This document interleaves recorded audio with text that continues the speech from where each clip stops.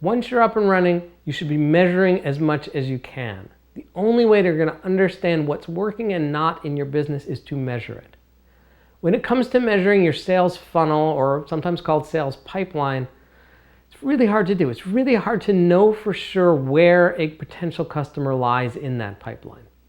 All you really know is that when they first enter, they're at the top, and when they purchase something, they're at the bottom. But when they're somewhere in between, you just don't know when they're going to close. Now, as soon as any potential customer enters your sales funnel, you should get them into a contact management system like Salesforce.com.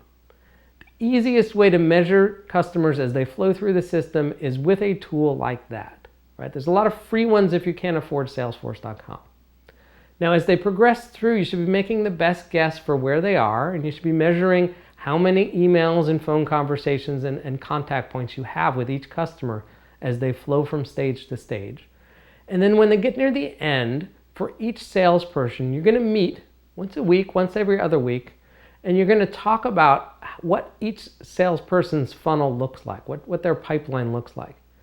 And a tool to do that, which comes from one of my favorite salespeople, is this cluster model. You rate each prospect in one of three clusters. First cluster is that there's a 1% to 49% chance of that customer closing by the end of the sales period, month or quarter. All right, this is a qualified lead, but it's just what he calls pipeline. It would be awesome if this customer closed, but it's really not expected at this point. Right? So you can imagine this is a rather complex sale that's going to have at least 2 or 3 conversations before it closes.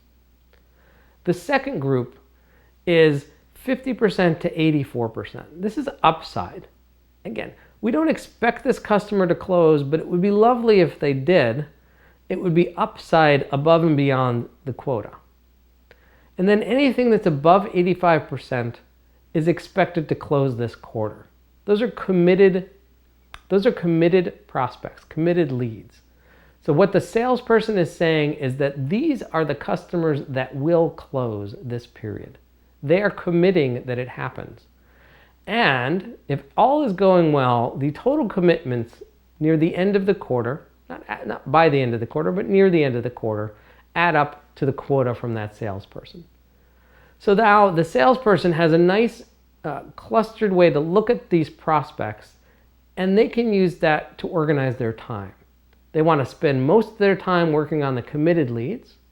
They want to spend some of the time on the upside potential because they may close or they may become committed before the end of the period. And they want to worry about how many prospects do they need to have in that first cluster, in that qualified pipeline.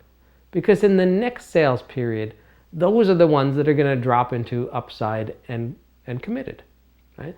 So each salesperson needs to understand that they have their own personal funnel that they're working through, and that they won't close any deals unless they fill the top of the funnel. And this is again true whether you have your direct sales force or your indirect sales force. You want to be measuring from your indirect sales force as best you can as well. How many prospects did they talk to? How many did they close? How many leads did you send to them in order to fill up their funnel at the top? How many of those wound up at the end, and how long did that take? The more you can measure the sales funnel, each individual customer flowing through that funnel, the better you understand your actual sales process and the better you can optimize and make it better.